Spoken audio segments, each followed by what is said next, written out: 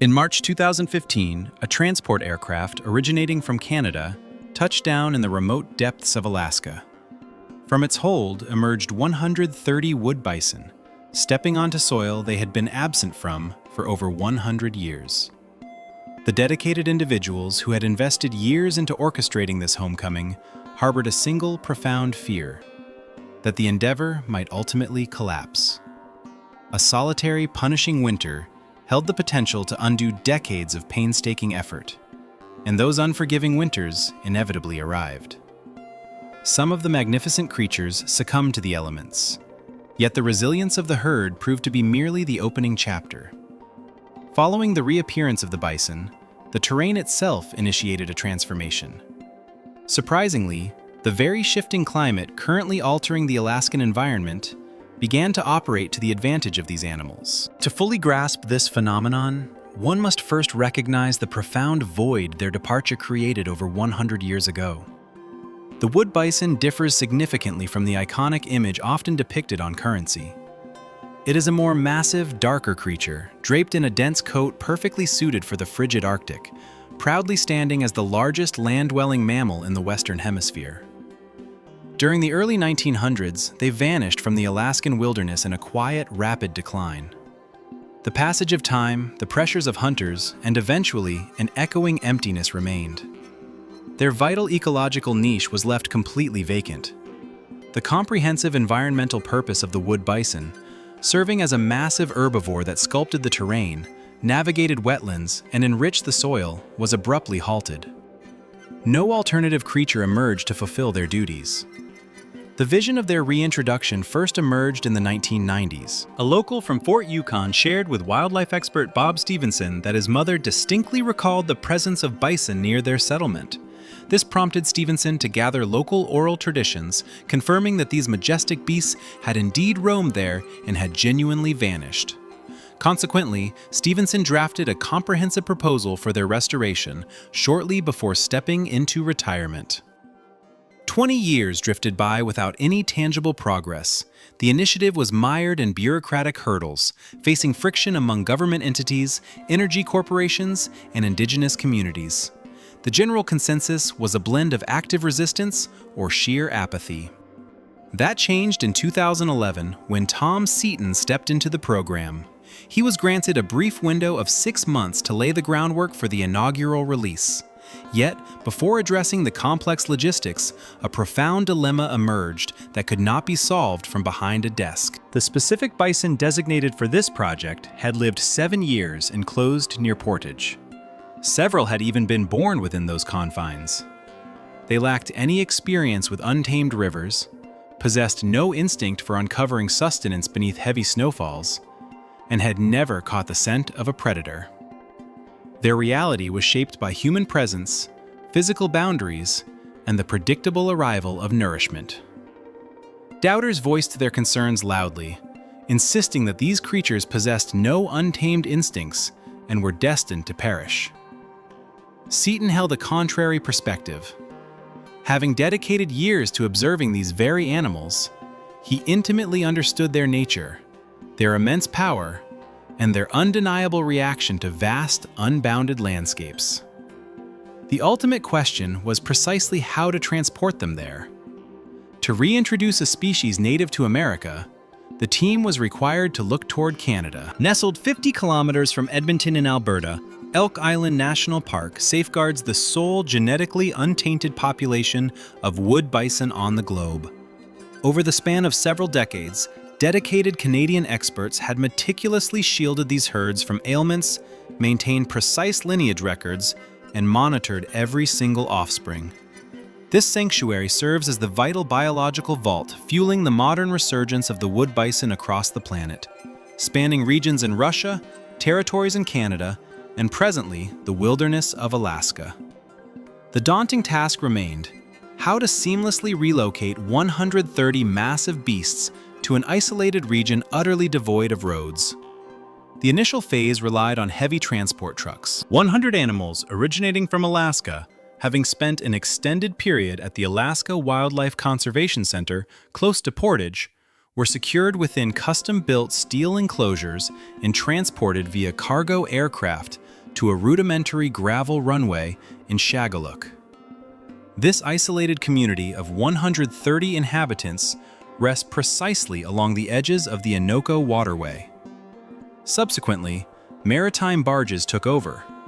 A distinct group of 30 bulls navigated down the Tanana River, advancing along the Yukon, and finally traversing the Innoko to reach the absolute most secluded wilderness in Alaska, a haven free from any human interference.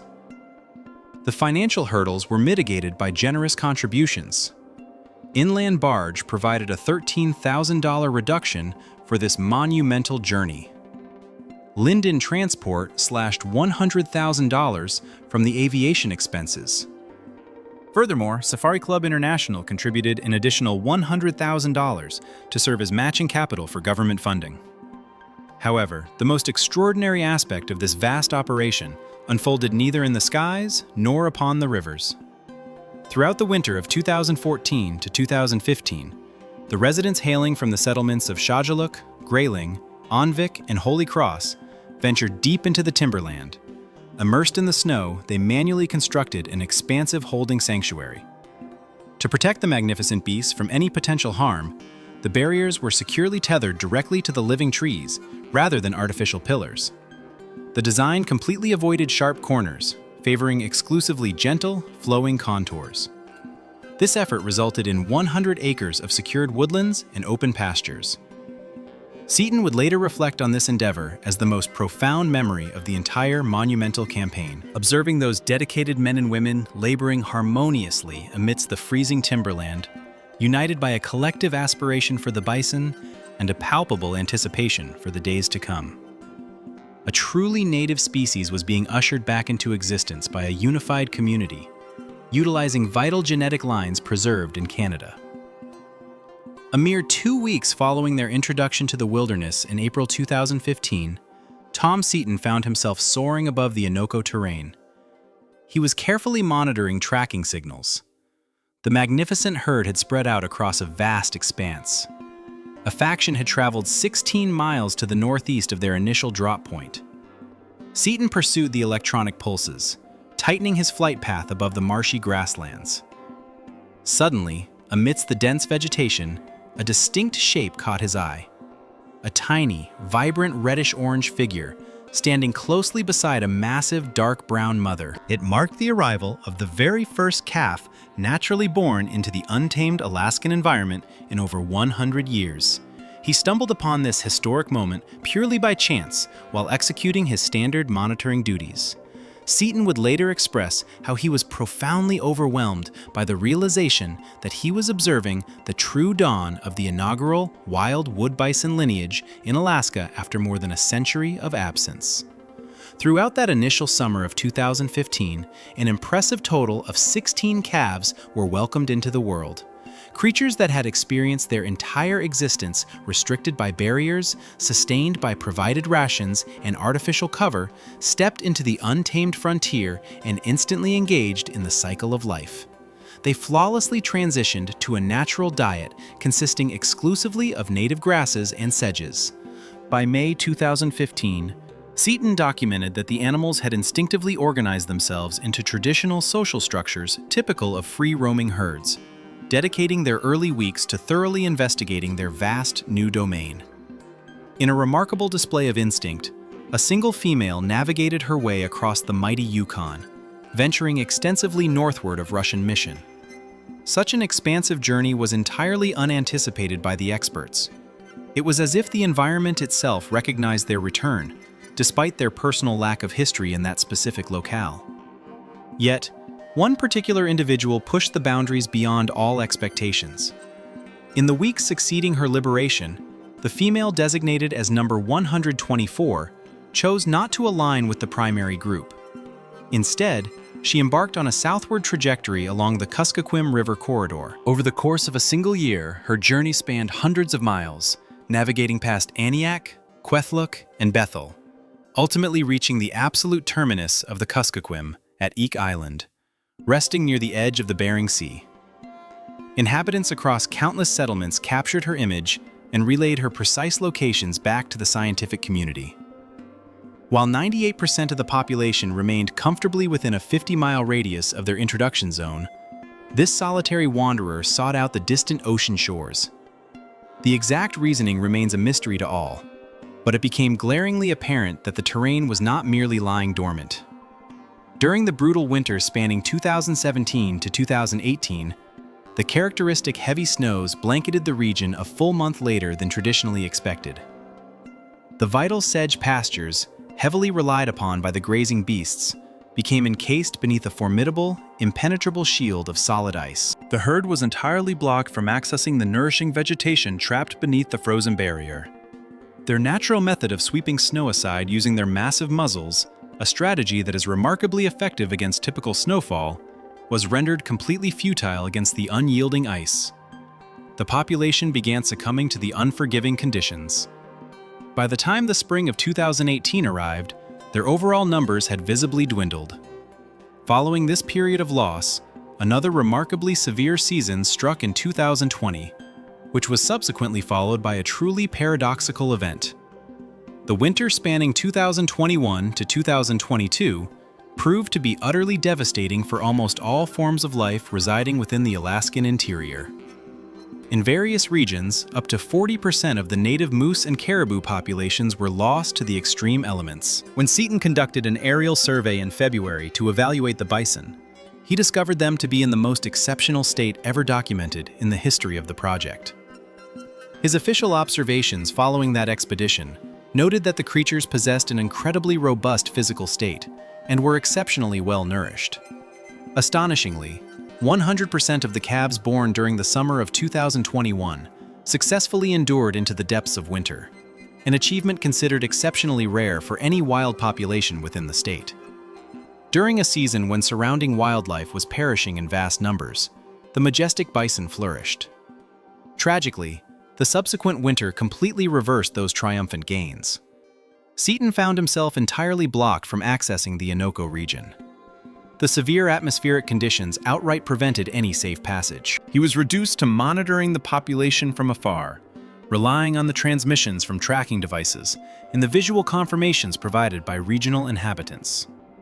Ominously, the tracking frequencies slowly faded into silence. He bided his time, waiting patiently for a break in the severe weather patterns. Upon finally securing a safe flight path, he commenced the grim task of counting. He would ultimately describe the winter extending from 2022 into 2023 as possessing the most punishing late-season atmospheric conditions witnessed in an entire century. Out of the 150 majestic individuals recorded during the fall of 2022, a mere 72 managed to survive until the summer of 2023. An entire half of the magnificent herd had been lost in the span of a single, brutal season. This critical juncture represented the exact moment when the entire initiative could have easily been permanently halted and labeled a colossal disappointment. Brian Ridley, acting as the chairman of the Tanana Chiefs Conference, a distinguished council advocating for 37 distinct indigenous tribes across Alaska, publicly articulated a pressing concern. He emphasized that extreme weather realities must be integrated into foundational management strategies. He argued that it is unacceptable to simply release 100 creatures while casually accepting the possibility that they might all succumb to the elements, noting that such an approach deeply contradicts the principles of responsible stewardship. Despite the immense pressure and the staggering losses, Seaton steadfastly refused to abandon the endeavor. It is precisely at this juncture that an entirely unforeseen variable entered the equation. The Alaskan climate is actively warming, causing the ancient permafrost to steadily thaw, while the vast woodlands are increasingly being consumed by massive, sweeping wildfires. This environmental shift is rapidly morphing into a profound crisis for the delicate tundra ecosystems, the migrating caribou herds, and the foundational lifestyles of indigenous communities who rely heavily upon a predictable and stable environment. Yet for the resilient wood bison, this very same warming trend has initiated a remarkably advantageous transformation. This represents the awakening of an ecological cycle that has been dormant for 10,000 years. Throughout the depths of the Ice Age, the expanse of Alaska was dominated by sweeping steppe landscapes. This specific environment provided the exact conditions necessary to sustain the massive bison and the towering mammoths. As global temperatures shifted historically, the steppes were steadily replaced by dense taiga forests, leading to the gradual disappearance of the majestic grazers alongside the very terrain that sustained them. Currently, the rising temperatures are actively resurrecting that ancient landscape. As timberlands are reduced to ash and the frozen earth softens, expansive dry soils and vast open meadows are reborn. Leading researchers project that the interior regions of Alaska will persistently transition away from dense taiga and revert back toward open steppe environments. This specific ecological shift heavily favors the mighty bison, while actively working against the survival strategies of native moose and caribou. There remains one crucial observation that was never formally documented in any official scientific record. Throughout the decade immediately preceding the monumental release in 2015, the sprawling Innoko territory experienced surprisingly minimal snowfall. Regional residents frequently voiced frustrations regarding the lack of adequate snow cover necessary for reliable snowmobile transportation. However, perfectly coinciding with the arrival of the massive beasts, the precipitation patterns fundamentally altered. Following 2015, the winter snows blanketing western Alaska grew significantly deeper and persisted for considerably longer durations. The exact same volatile climate shifts that were simultaneously unlocking fresh, expansive grazing pastures toward the south were relentlessly battering the Innoko population with exceptionally brutal winter seasons. To put it simply, the changing climate was pulling the environment in two completely opposing directions simultaneously. The general warming trend actively broadens essential grazing lands across the southern and central portions of Alaska, facilitating the emergence of vast areas like Minto Flats. Meanwhile, up in the Innoko territory, that identical atmospheric instability unleashed punishing winter conditions that had not been recorded in over a century.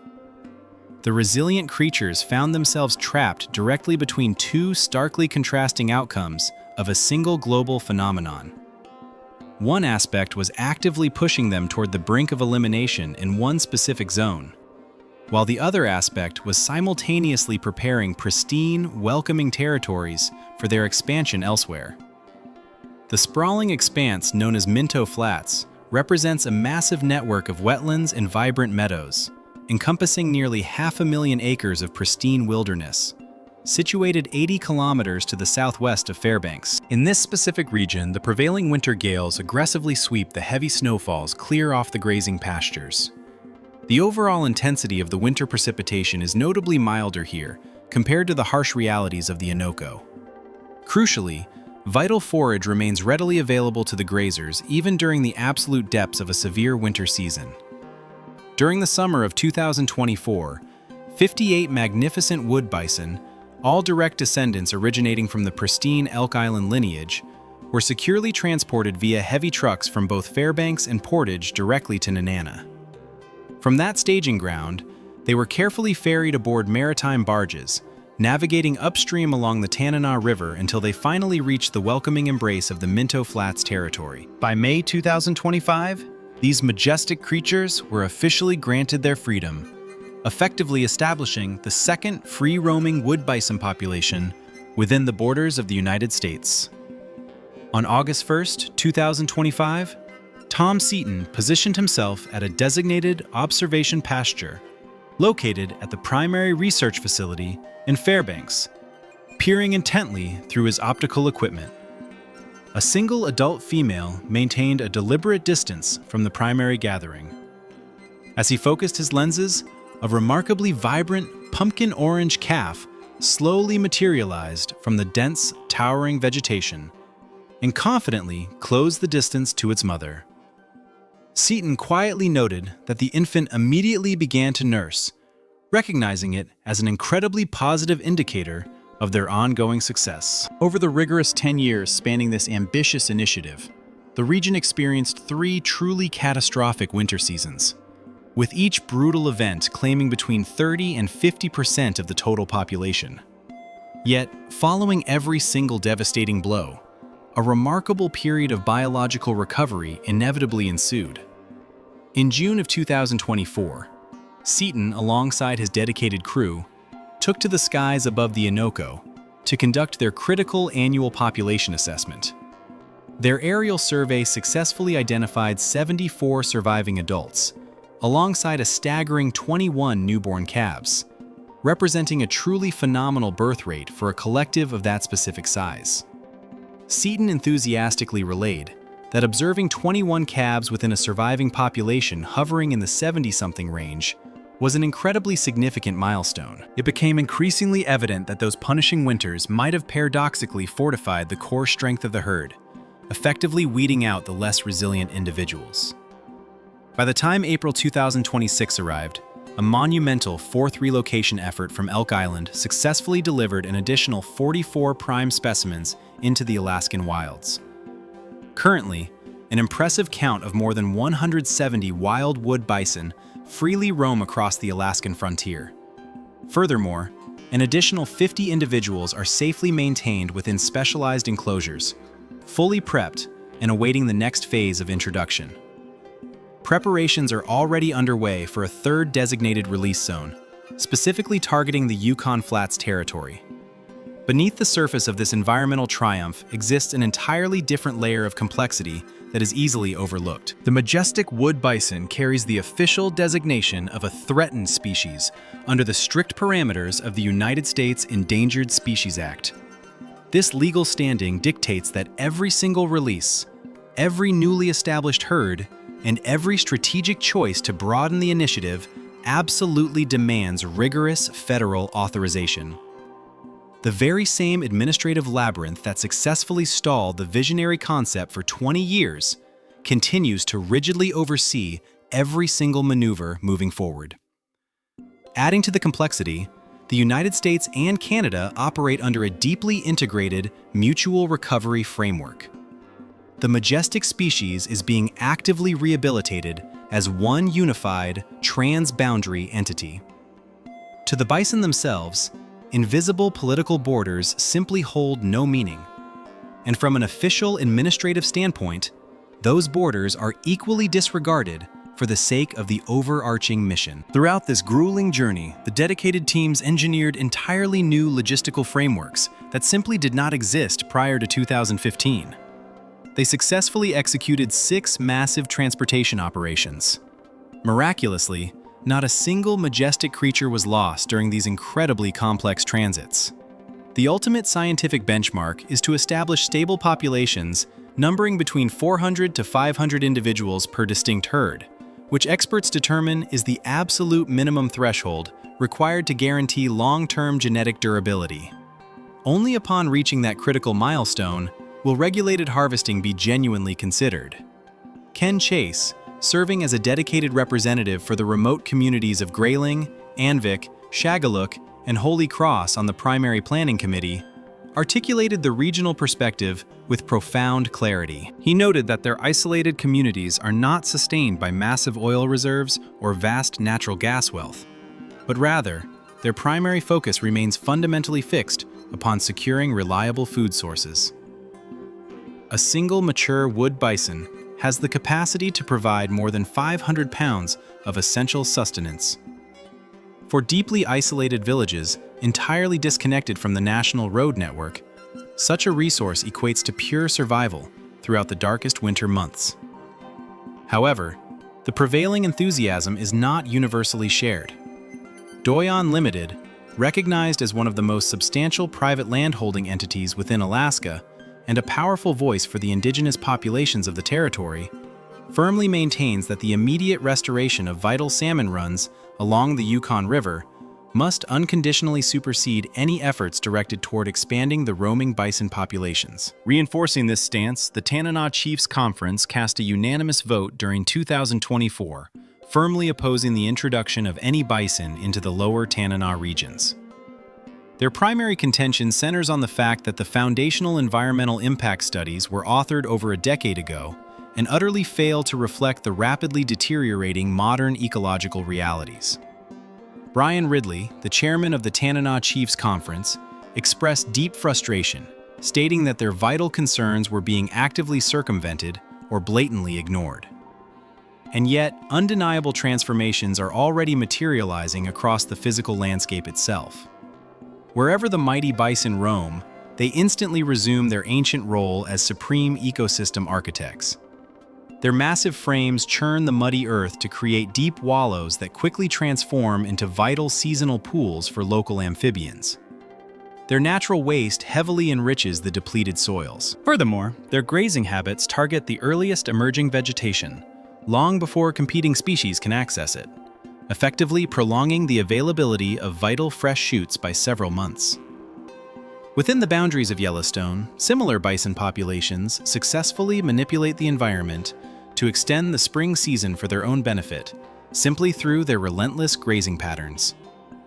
The newly established Innoko and Minto Flats populations are currently too nascent for researchers to comprehensively document these exact environmental manipulations occurring locally. But for the very first time in over a century, the Alaskan frontier hosts a massive creature fully capable of executing them. The ultimate question remaining is whether enough time exists to truly witness these profound ecological benefits unfold. The delicate tundra remains in a state of constant, unpredictable flux. No expert can accurately forecast the exact environmental composition of Alaska 50 years from now. Nor can they guarantee if the shifting landscape will continue to support the magnificent herds that have only recently begun to reclaim their ancestral domains. On May 13, 2025, the heavy barriers securing the Minto Flats Sanctuary were finally drawn open. 61 magnificent beasts stepped confidently outward into the sprawling wild meadows. Incredibly, this group included a single newborn calf that had entered the world within the confines of the holding pen just a week prior to their liberation. This marked the official dawn of the second, truly wild population within the United States, and the inaugural herd established beyond the borders of the Innoko region. Tom Seaton stood quietly observing the momentous occasion. The very same individual who, a full 10 years prior, had boldly navigated his snow machine across a frozen, desolate waterway without ever casting a glance backward. Addressing the media during that summer, Seaton acknowledged that while the freshly established population was demonstrating highly encouraging metrics based on aerial surveillance data, the genuine trial of their resilience would not manifest during the warmth of the summer months. He emphasized that the approaching severe winter season would serve as the ultimate, unforgiving test to determine if these creatures possessed the fortitude to endure. He further clarified that this specific philosophy represents the exact standard by which he has continuously evaluated the entire monumental undertaking for 10 years running. Back in 2022, following a season of unprecedented biological expansion for the Innoko Collective, Seaton established the definitive benchmark dictating any future harvesting authorizations. He officially declared that the moment the 3-year average population expansion allows for 10 individuals to be sustainably harvested without negatively impacting the broader genetic health of the group, highly regulated hunting would officially commence. He noted at the time that, should the subsequent 5 years deliver manageable winter seasons, such a milestone would highly likely be achieved. Those 5 years have officially concluded. Tragically, the winter seasons were far from manageable.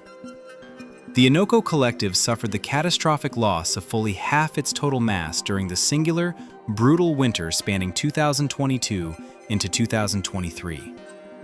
Yet, they have been steadily rebuilding their strength ever since, slowly recovering their vitality, 21 newborn calves at a time. Currently, 2 distinct, untamed populations firmly exist, representing an impressive force of over 170 magnificent beasts thriving in total liberty.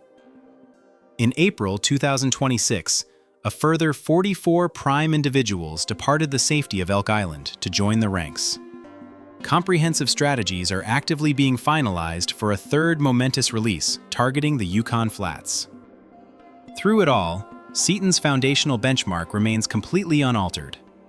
The proverbial countdown clock has simply been reset and initiated twice over, tracking the ultimate fate of both the Innoko and the newly formed Minto Flats collectives simultaneously. Exactly how much longer the world must wait hinges entirely upon the brutal realities of the current winter, the very season that has just commenced out there, howling beyond the glass, while an audience somewhere absorbs this remarkable history.